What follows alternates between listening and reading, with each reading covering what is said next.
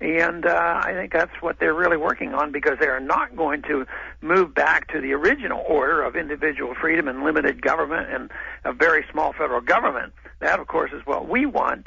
And yet they want to move in the opposite direction. But, chaos as it comes might offer some opportunity as well, because it's going to be very difficult to manage hundreds of millions of people. I've got on the screen for the PrisonPlanet.tv viewers, for radio listeners, I'm going to play a 30-second clip. Here is Henry Kissinger saying, use Obama and his incredible world support and the image of him to ram through the New World Order, using the crises they've engineered to bring us even deeper under their control. Here it is. So he can't really say there is one problem that is the most important one. But he can give a new impetus to American foreign policy, partly because the reception of him is so extraordinary around the world. I think his task will be to develop an overall strategy for America in this period when really a new world order can be created. It's a great opportunity. It isn't such a crisis. Are you confident about the people? Okay. Congressman, specifically, the Trilateral Commission in 74 said that within 3 decades, they would engineer a world banking collapse, knowing their fiat system had to implode, and that they would then offer a global bank that sets currency rates for the major 10 nations or major 10 regions. Club of Rome said it as well. Again, how do we stop this? Well, I think the market will eventually stop it, because what they're trying to impose on us is not workable. It's but we don't know the timing. We knew the Soviet system wouldn't work, because socialism doesn't work. But just look at the pain and the suffering that occurred for many, many decades. But it was predicted by Austrian economics that the Soviet system would collapse, and it did. And what they're proposing can't work either. The big thing is politically, how much pain and suffering are we going to go through? People should be ready to deal in the market, the real marketplace. They may have to use gold and silver coins, but internationally, they're going to play games with it. They're not going to give up easily, but we do know it always fails. They couldn't maintain the Bretton Woods system, and they can't maintain the system that came out of Bretton Woods. That's not been maintained, and it's collapsing at this very moment. And the one they're talking about won't work either. The big question is, how far along can they get? Congressman, and will our movement grow fast enough to counteract them? Congressman, stay there. I'm skipping this network break, not just the PrisonPlanet.tv break. So, John, just suspend this break as we go out. We're skipping the network break so we can go right to the end of the hour with Ron Paul. This information is too vital. This is a network break, so stations, stay with us. We're going live continually. Okay, Congressman, continuing here with you, sir, live on air. I've been asking a lot of questions. I've been bringing up a lot of points. What are some points you'd like to make, sir, today to the viewers and listeners? The optimistic side is that we're very pleased with our organization around the country, especially on the college campuses. The more I think about it, the more excited I get about reaching out to a generation that most people believe are all with Obama. I don't happen to believe that. Even the statistics show that they didn't necessarily come out and vote the way that people thought. So that we should have some optimism that we can reach a next generation.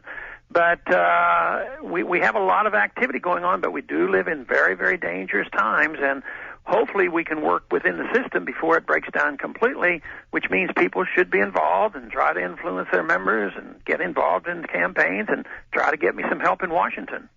Sir, we know that governments love to stage events or use events to get more power and control. Are you worried about Gulf of Tonkin events continuing? Obama has said he wants to deal with Iran and swiftly in the next year.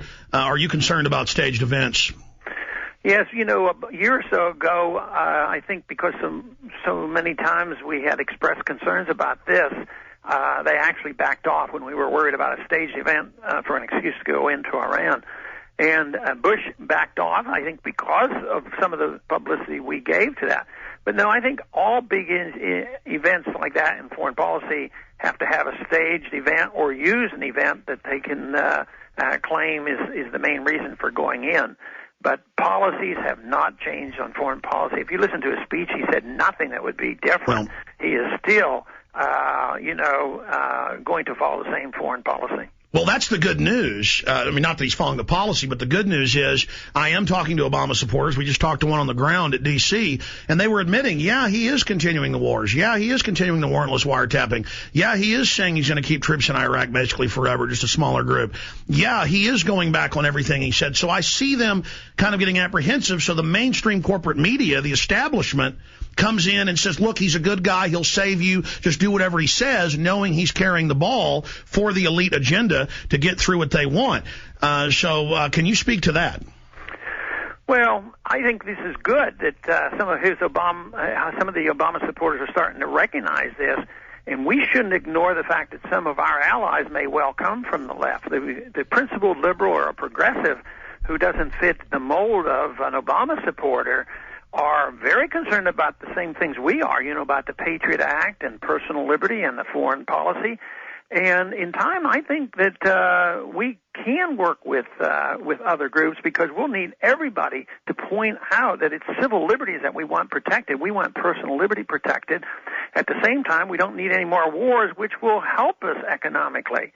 The other arguments can be done, but we do need a strong coalition. But you'd never know that we are very strong from the average newscast every day in what we saw today. But I think our numbers are growing, and there's reason for us to continue this effort.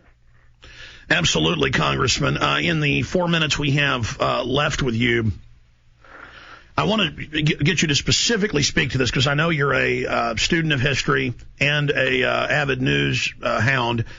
And so I specifically wanted to get your take on this, because I've studied Hitler, Stalin, Mao, and literally even the Washington Post a week ago admitted that the symbolism, the things they're doing is classical fascism or communism, where these evil movements of the state want a true grassroots army. And now with USA Service.org, it's a separate group under Obama's control, and they're already getting hundreds of thousands. It launched a week ago. They're running National Ad Council federally paid for ads promoting his private army, which I believe is illegal according to the congressional research that's been done. I hope you'll investigate that. So specifically, just on that one issue, there's hundreds. This is classical, the dirtiest, most wicked type of pathogen to a free society, and they're doing it out of the gates. So can you speak to, the whole messianic thing? Well, the messianic thing is very obvious to most people, and we should be very cautious about it. As far as a private army goes, I don't know enough to say that I have all the answers on that, but it certainly deserves looking at. I think the big thing right now, which is progressing as it has been for years and more so now, is not so much that Obama is going to present socialism in the Soviet style or government ownership. It's always going to be this business arrangement between big business and big government. It's more fascism. They socialize our wealth and then give it to the banks. That's right. And he was emphatic today and said that, yes, markets are good and the free enterprise they do produce, but on occasion they spin out of control and they fail, and therefore we have to step in. What he was saying there, which was what they said in the 30s, is capitalism, gold standard, freedom failed, so therefore we need government. And just look, do you think the businessman is resisting that? The businessman's begging to be partners with exactly, government. but what's really failed is this fascist / crony capitalism, false free market, but they're trying to blame the free market. In closing, let's get a prediction from Ron Paul or a prime projection. Do you think he will be overall successful in becoming this messianic demigod? They've introduced a thing to repeal the 22nd Amendment. Do you think in the future Obama will be successful, or will liberty defeat him? I don't think he'll be successful. I think for a year or two or three he's going to get away with a lot, and there'll be a strong segment that will continue to support him. But I think ultimately truth wins out in the end, and that's why I remain optimistic. Congressman, Liberty Committee, tell folks about some of the websites they should visit.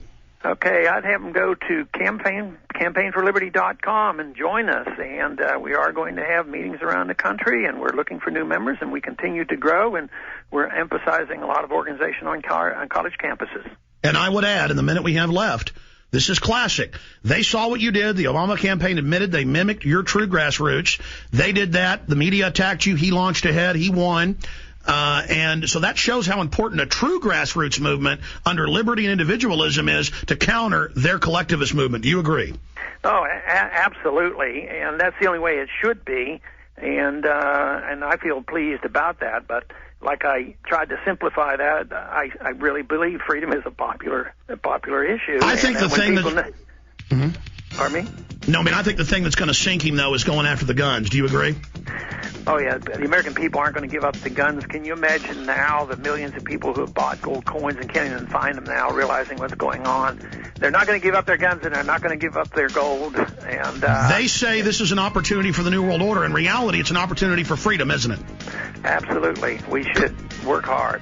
Congressman, God bless you. Godspeed. We'll talk to you soon. Everything we said came true. Everything we've done